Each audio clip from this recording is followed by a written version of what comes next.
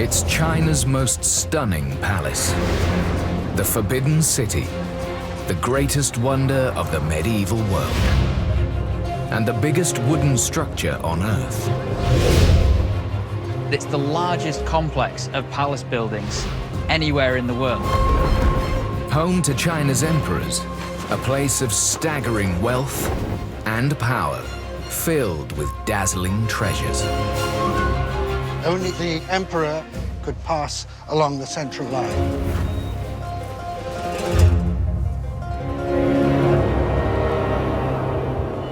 It was closed to the outside world for centuries.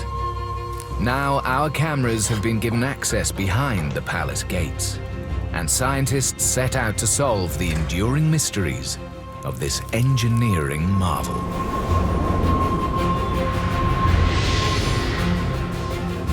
How was this epic megastructure created? Who built it? And how has it survived 600 years of war, upheavals, and natural disaster?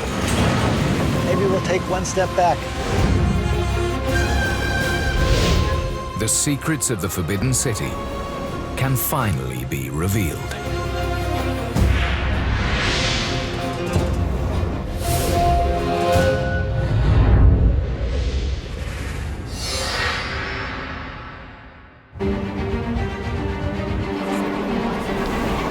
The Forbidden City is a wooden wonder, history's ultimate megastructure. Dominating the heart of Beijing, it boasts a staggering 900 buildings. Opened in 1420, it is a pleasure palace, an impregnable fortress, and a seat of immense power.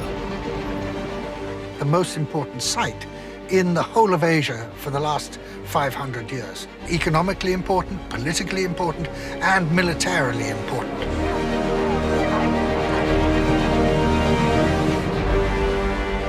The main entry is the Wumen, or Meridian Gate, leading into the spectacular outer court with its 5 marble bridges that cross the man-made Golden River. The Forbidden City is 10 times the size of Versailles. This is the largest palace complex in the world. And not just the largest palace complex that survives, but the largest palace complex built at any time in history. Architectural historian Jonathan Dugdale wants to master its layout. Up ahead is the Gate of Supreme Harmony. And if you think that's impressive, wait till you see what's on the other side. 3 great halls dominate the outer court, towering over a 3-tiered marble terrace. Beyond is the inner court, where the emperor lived.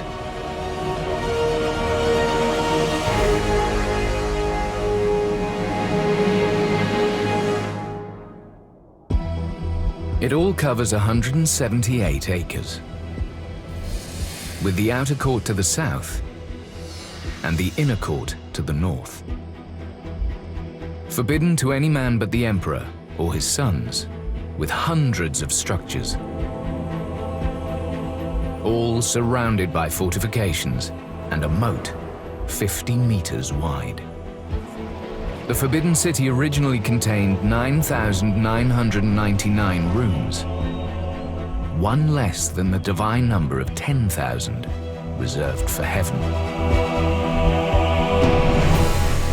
It boasted scores of temples, gardens, and the emperor's vast harem, with thousands of concubines and an army of eunuch guards. A hotbed of decadence and betrayal. But above all, a center of power. But at its heart, there is a mystery. In a time before industrial technology, how did a medieval society produce such a marvel? No original plans or blueprints survive, so there is no record of how it was created. To find the answer, We've gone behind closed doors to its workshops and new research labs with special access to its scientists and master craftsmen to understand the palace and the medieval superpower who built it. The Ming Dynasty. From 1368, they ruled China for nearly 300 years.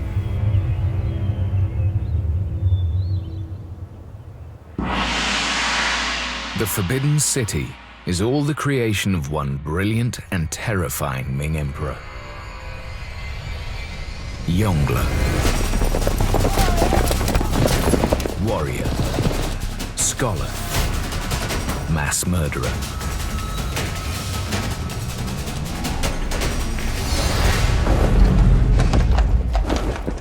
The Yongle Emperor is one of the greatest emperors in Chinese history. Without him, China would be completely different. You simply would not have had a forbidden city that we see today. But Yongle was never supposed to be emperor.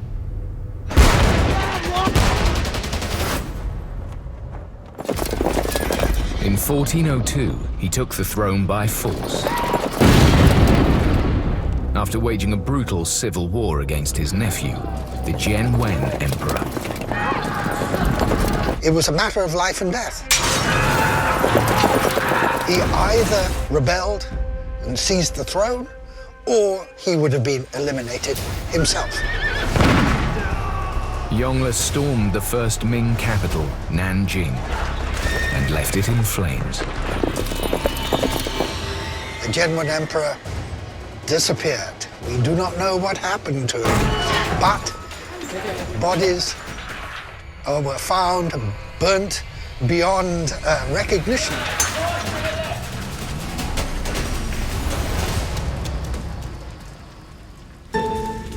Yongle burnt Nanjing and declared he would build a new northern capital, 1,000 kilometers away, Beijing.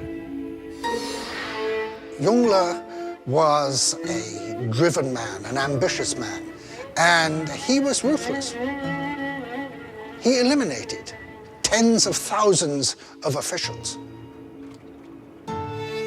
By building the Forbidden City at the heart of his new capital, the new emperor would create a dazzling display of power. His ambition is reflected in its sheer scale. Without his vision of making this as a capital, China would simply not have the central role that it does in the modern world today. It's a vision of one man, but it's actually the genius of the entire Chinese people. So vast, its construction even shaped the landscape itself. This hill gives us an amazing aerial view of the Forbidden City. What's more incredible is that prior to the construction, this hill didn't even exist. It was actually built using the earth excavated from the moat. Building on such an epic scale faced huge obstacles. The environment and the climate was bad. They still suffered from floods and famines here and plagues of locusts. So all of this was an enormous undertaking. All the labor and materials had to be brought to Beijing.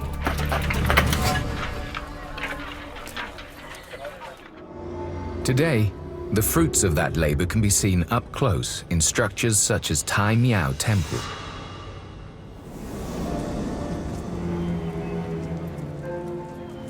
It was first built in 1420 by Yongle to honor his ancestors. Yongle came to this spectacular temple to assert his connection with his predecessors in the Ming Dynasty.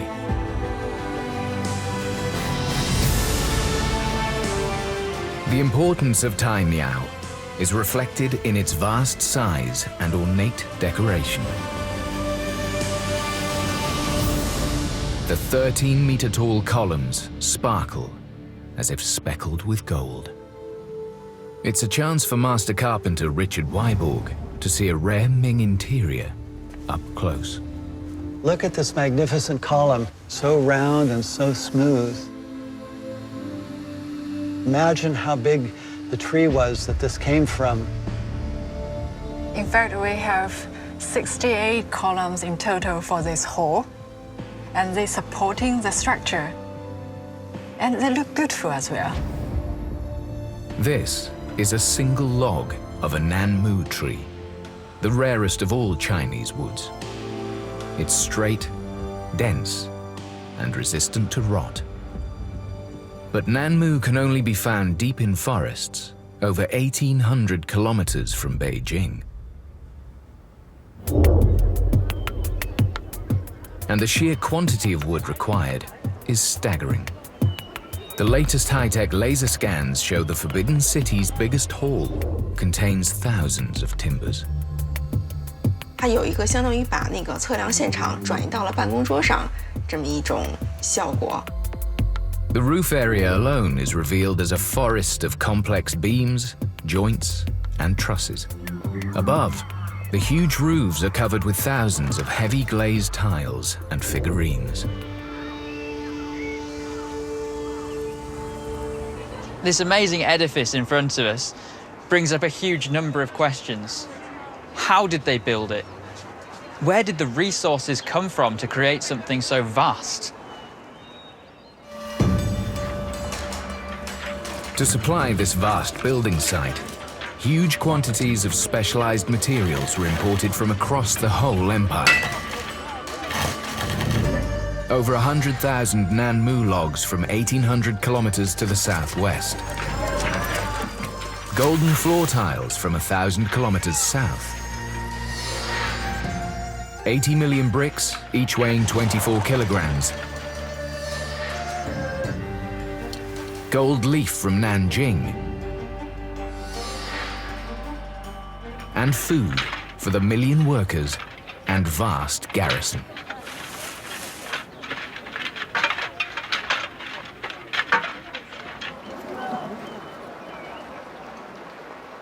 But to get everything to Beijing, Yongle's builders had to dream up another engineering marvel. China's Grand Canal. The Grand Canal is both longer and older than the Panama Canal and the Suez Canal. They really solved a very large problem of canal engineering at the time. Rebuilding a canal that runs over 1,700 kilometers. From commercial Hangzhou in the south, it then links China's lifeblood rivers, the Yangtze and the Yellow, right up to Beijing. The water flow is controlled from Nanwang. Here we are at the center of the Nanwang Water Diversion Project as part of the Grand Canal system. Here at Nanwang, a whole river was diverted to feed the canal. Today, it is dry. But this is what it would have looked like in Yongle's reign.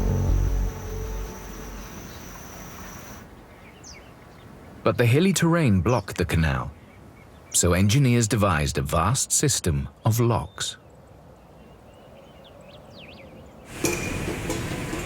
To raise the ships, the canal is fed from the one river, and 3 huge lakes were dug as storage tanks.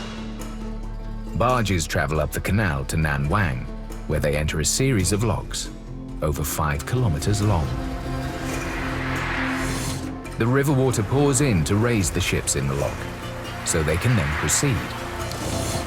Huge sluices then empty the water into the specially made lakes, ready for the next vessels. For just this section of the canal, there was 300,000 laborers conscripted, working for a period of 200 days constantly. And they created this with only the most rudimentary hand tools. The Grand Canal allowed engineers to float the Nanmu logs north to Beijing. Along with a fleet of 20,000 barges, manned by the army to carry 420 million liters of grain to feed the Beijing building site every year. The cost was paid by Yongle's subjects in money, materials, and lives. Tens of thousands of people starved to death. He worked convicts, he worked the military, he worked ordinary peasants. He squeezed as much as he could out of the taxes. Their sacrifice was building a palace unrivaled anywhere on Earth. But what was going on behind the opulent walls of the Forbidden City?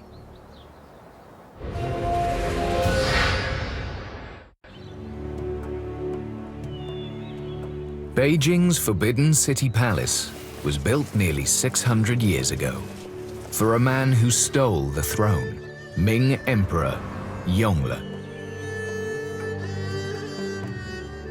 A typical day in Yongle's life could cover much of his private city, the Danei, or Great Within.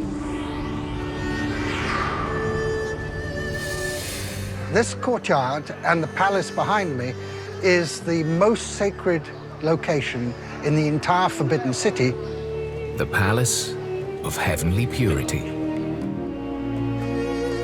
And every morning he would rise at about 4 o'clock and he would come down this central pathway. Only he could pass along the central line for the dawn audience.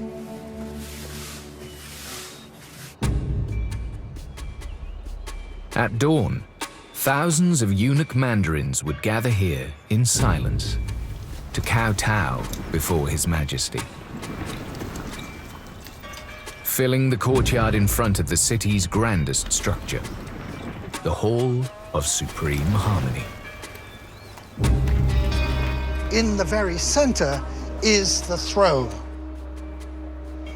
On either side, you can see dragons, and the dragons have 5 claws. That is the imperial dragon. Only the emperor could have 5-clawed dragons. And above, you have the symbol of the heavens. And the throne is directly underneath the heaven. Why?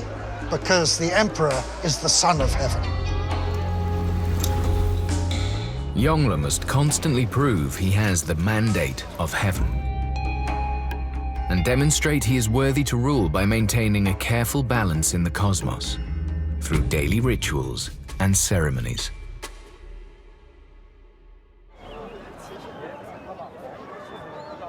One of which was ensuring the safety of the palace. The Yongle emperor would have come out from this gate here in his private quarters, walked down these steps, and probably if it was winter, he would have come to these great cauldrons, which are now brass but originally covered in gold leaf, and put his hand inside to make sure that there was no ice. They must be full of water, as these are the Forbidden City's fire extinguishers. In a wooden palace, any spark can lead to disaster. But the Forbidden City is not only made from wood. Many of the key halls and palaces sit on layers of marble terracing. Huge blocks quarried over 60 kilometers outside Beijing.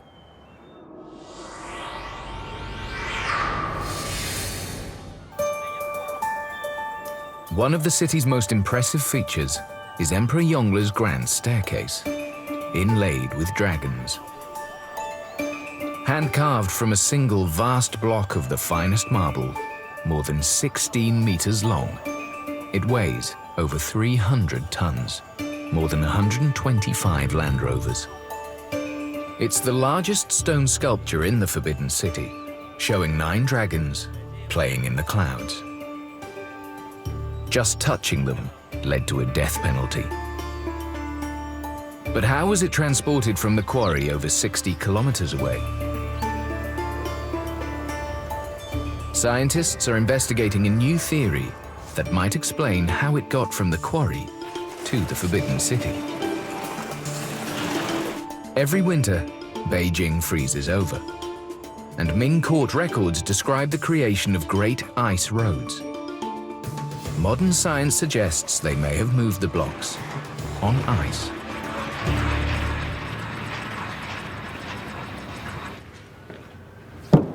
Professor Rob Dwyer-Joyce is a tribologist, a friction and lubrication engineer. He wants to discover how many men would be needed to shift the marble. What we have is a wooden sled. We've loaded it with stone weighing about a ton, 1,000 kilograms or 2,200 pounds. And we're going to do an experiment to try to pull this along by hand on the ice. This is going to be quite difficult because it's... No, we can't get shifted. No, can't do it. I think we're going to need some help.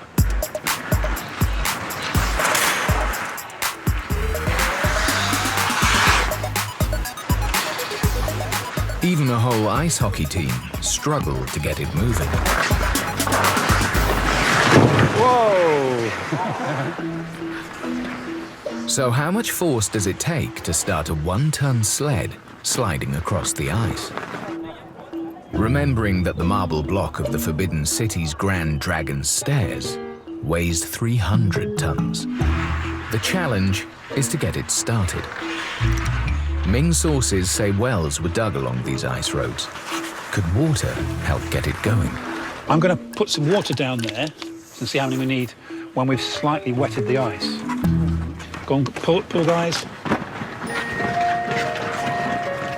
The water acts as a lubricant, making the sled easier to start moving over the ice. This is exactly what happens with an ice skater's blade. The friction creates a very thin layer of water between the blade and the ice, allowing grace and movement.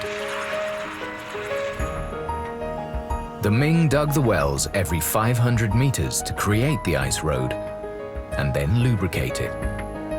Scaled up, our experiment proves just 180 men could move the 300-ton marble block.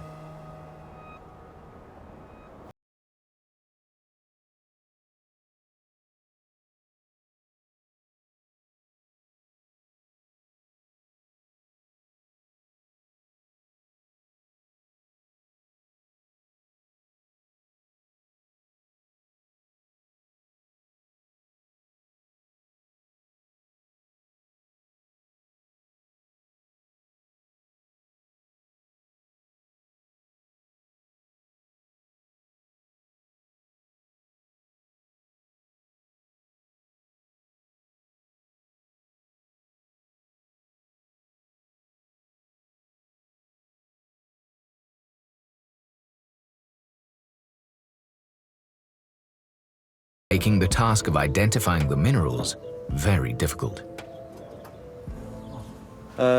它这个匾额上面的颜料有脱落的情况，所以呢，我们首先要搞清楚它这个脱落的颜料的种类。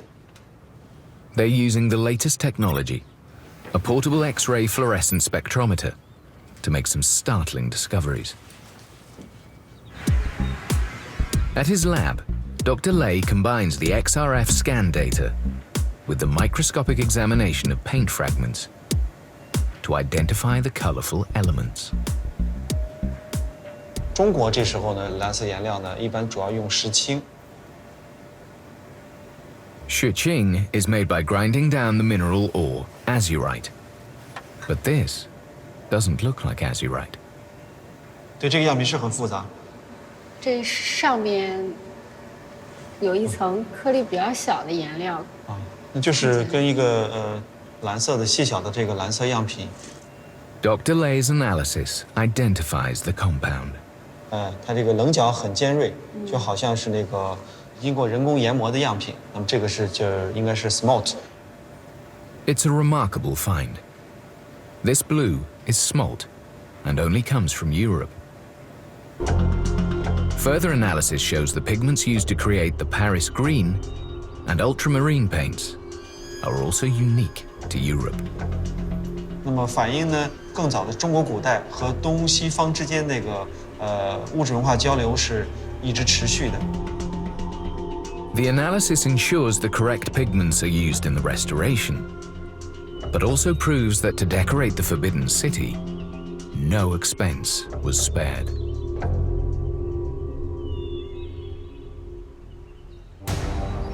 In all, it took over 1 million laborers to build Yongle's Forbidden City, and over 100,000 skilled craftsmen and carpenters from across the empire to build a wooden structure unsurpassed in scale, even to this day. But once built, how did the palace survive nature's most devastating force? Earthquakes.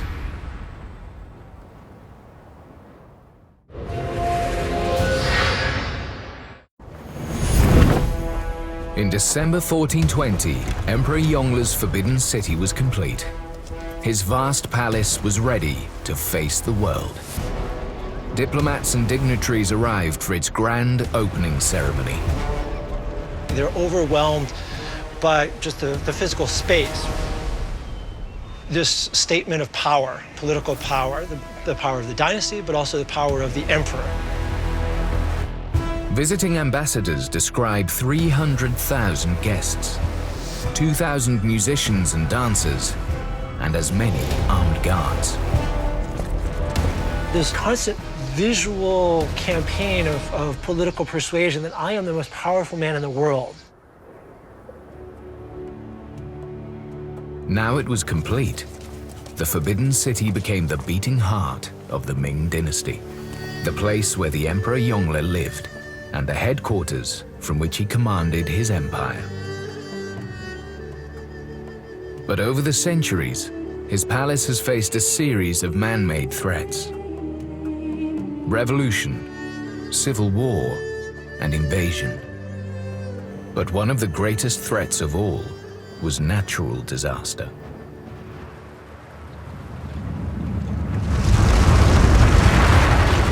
Beijing sits in a very active seismic zone, with dangerous fault lines that spread over 1,000 kilometers. 地震的不可预见性以及频发性的话呢，对这些文化遗产构成了巨大的威胁。 Dr. Zhou is the Forbidden City's resident seismologist. 但是他们长期遭受地震灾害，积累了丰富的经验，所以他们在建造紫禁城的时候呢，采取了很多的抗震措施。 In its 600 years, the Forbidden City has withstood over 200 devastating quakes, including the deadliest earthquake of the 20th century.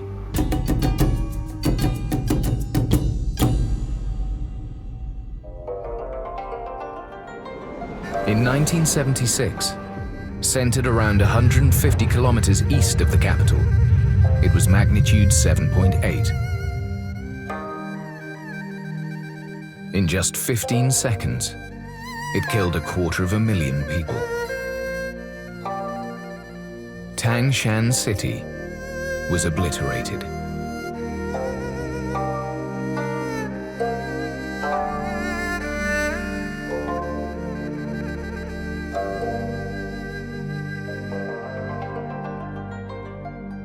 So how has the Forbidden City survived so many quakes?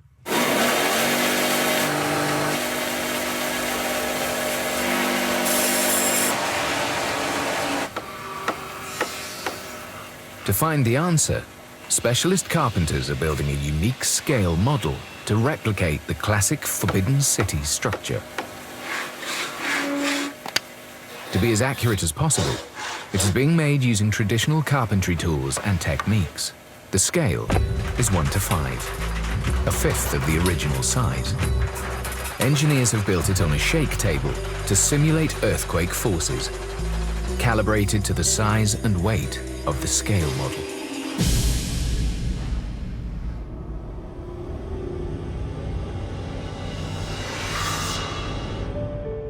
The scale model is based on the traditional timber frame core, as used at the Palace of Longevity and Health. What you immediately notice is this huge golden roof that curves outwards away from the building in a way that you just don't see in European architecture.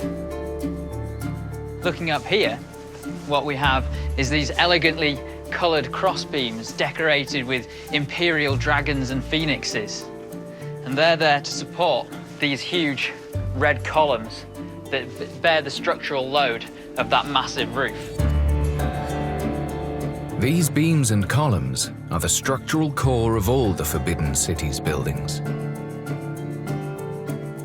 If you look up here, in between the crossbeams and the roof, underneath that mesh, there's these flower-shaped brackets, and they're called dogong. A dogong is a complex bracket that supports the huge roof. At first glance, it looks like an elaborate decorative feature. But the unique design is the structural key to every Forbidden City building. Dogong brackets are extremely versatile. They've been used throughout East Asian architecture for literally thousands of years. We see examples of them used in Buddhist temples, palatial architecture, down to simple houses. Dogong date back at least 2,000 years, but they reached their zenith in the Forbidden City. Carpenter Richard Weiborg finds it's easy to take one apart, but harder to assemble. Now, after taking a deep breath, we'll try and put this back together again. And amazingly, there are no nails or glue, nothing holding it together other than sheer ingenuity. You can see this isn't, even for somebody who's done it a few times, it's complicated. One piece goes in the front here. There you have it, a bracket set. So you can see it's a little bit flexible. It's very strong. Pressing down, it can take a tremendous amount of weight. It ties together with other parts of the building and is a beautiful, creative feature of Chinese architecture. The complicated dogong brackets extend to the exterior to support the eaves as well as the roof. They sit on the large beams supported by the tall columns. But the columns are not founded in the earth and are freestanding. All these structural parts bear the roof's immense weight for a large hall that is 1,800 tons. Engineers highlight areas that are vulnerable during the most powerful quakes. The Earth's movement could snap the columns, fracture the beams or joints, or topple the roof. It seems a tremor would be catastrophic. So how does it survive quakes?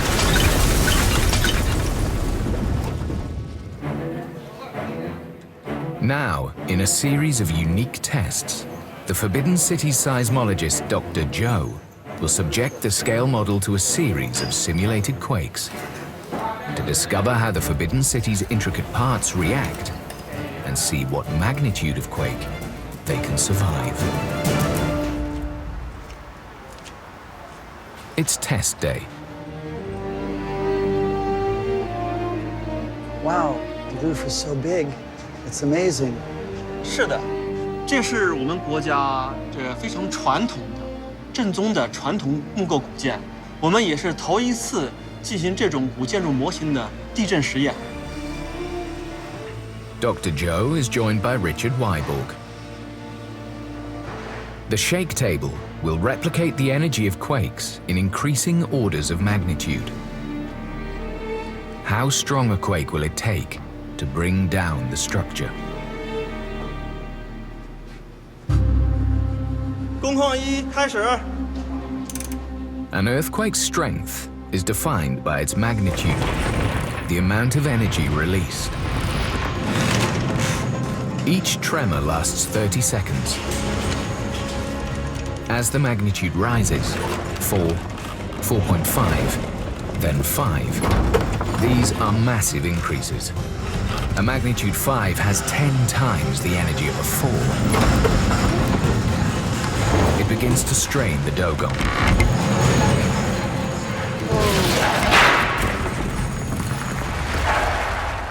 Maybe we'll take one step back. 对，我们担心它会出现一些想不到的情况。 Magnitude 7.5 is over 1,000 times stronger than the initial test quake of 4. There it goes. That was pretty exciting. 我们可以看到这个墙体完全倒塌了。Yes. 但是这个中国古建筑的木构架还依然耸立。 This shows that the brick walls have no structural role, and the timber frame does all the work. But how long can the frame resist the force of nature? So a 9.0, this is like a very, very big earthquake. 柱顶石开始产生错动。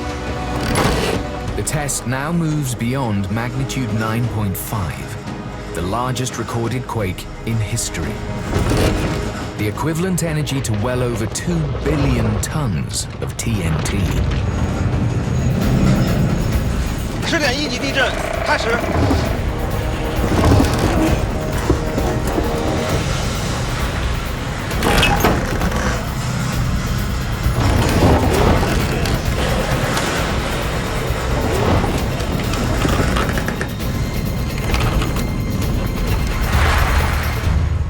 工况事务结束。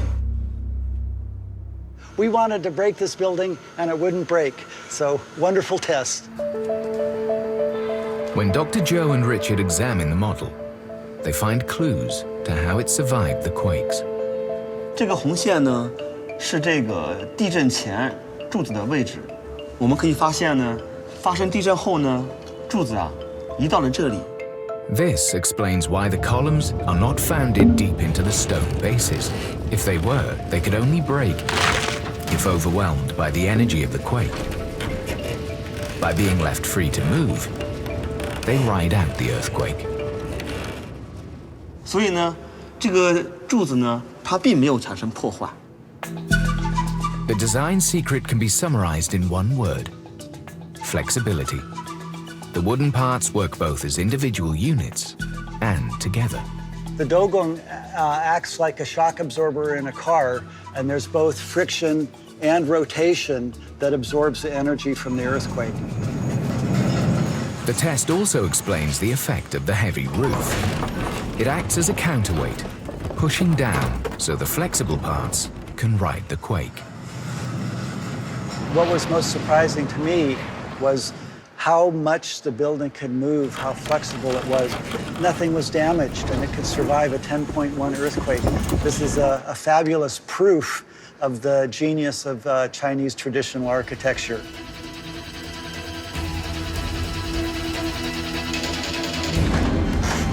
It has allowed the Forbidden City to survive one great force of nature. But there was one enemy it couldn't resist forever. Not earthquakes, but fire.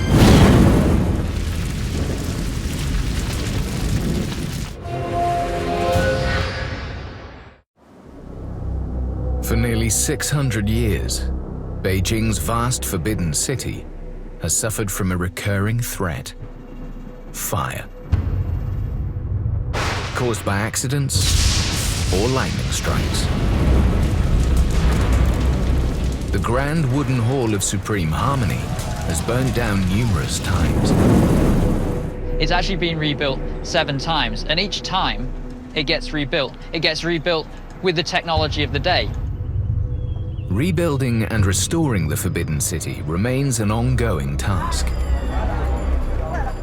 Today, work is being carried out on the gates, courtyards, walls, and ceilings. In the Gate of Heavenly Purity, many of the precious golden tiles have lost their shine. Da Bing is a master craftsman from the Department of Restoration Skills at the Forbidden City. 就是咱们要修复点天花，这天花坏的比较多了，修第那什么，修第3一块天花，像那种取下来，取了以后咱们就那什么，咱就恢复。行，那咱走吧，回去准备下一个地方。 The Forbidden City has thousands of these gold leaf tiles, but the gold has faded or eroded. Restoration is a delicate process. Each tile takes 2 weeks. A piece of paper and black chalk is used to copy the intricate tile pattern. 这是行了，这就行了，这一步就完了。it's essential the design is exactly the same as the original. This five-clawed dragon signifies the emperor, reserved only for him. 有两个是冲前的，有两个冲后的，一个是露，爪子背，有露背边的，有露是爪子心儿的。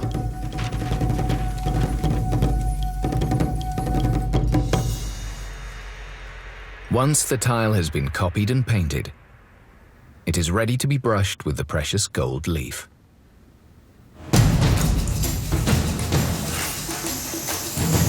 Pure gold is melted and mixed with bronze that adds a red sheen. The alloy is still 98% pure gold. Today, machines press it and press it.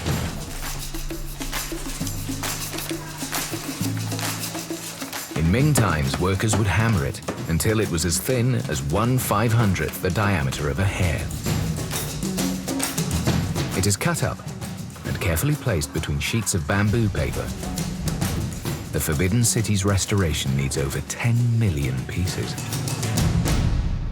After days of work, the master craftsman is ready to apply the gold leaf.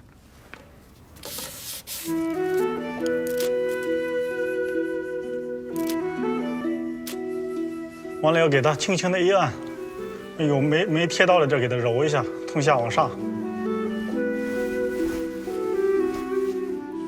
Finally, it's impressive enough for the emperor himself.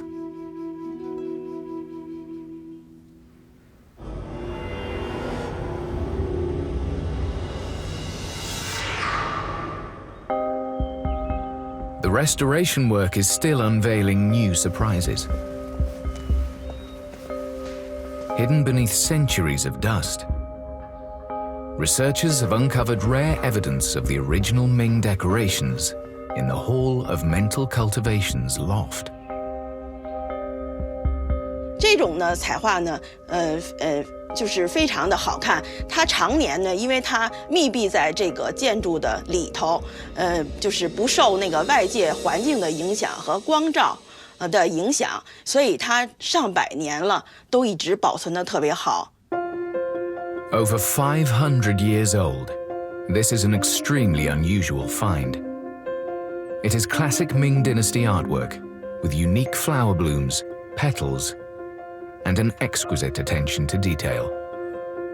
在明代彩画呢，它一般情况下呢，它就是主要是这个制作建筑呢建成了以后，最后一道的工序，也就是上梁，它有一种上梁大吉的作用。皇帝呢可能就是把这座建筑呢就是建成了，或者举行一个仪式啊。一般的情况下呢，它这个彩画呢会画的比较庄重啊，比较那个华丽。 From the gorgeous paintwork and brilliant gold leaf, to the giant wooden columns and monumental marble staircases, the Forbidden City was the ultimate expression of Yongl's ambition and power. But his enjoyment of his pleasure palace was short-lived. In 1424, just 4 years after its completion, the emperor died, whilst on campaign. In his last years, he still was determined, against opposition of his officials, to go out and fight the wars. And he was brought here to be buried in great pomp and circumstance. Yongle was laid to rest at this tranquil mountainside near Beijing. This magnificent hall remains as he built it. It stands as a symbol of Ming architectural genius and the 22-year reign in which he changed China forever.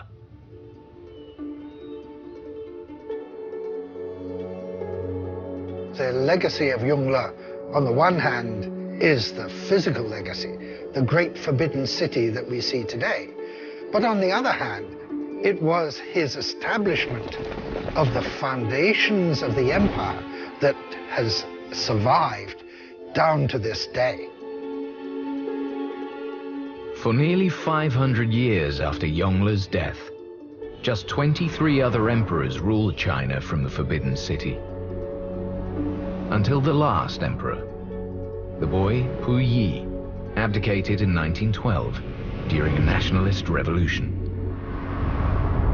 He ended his days tending the palace gardens.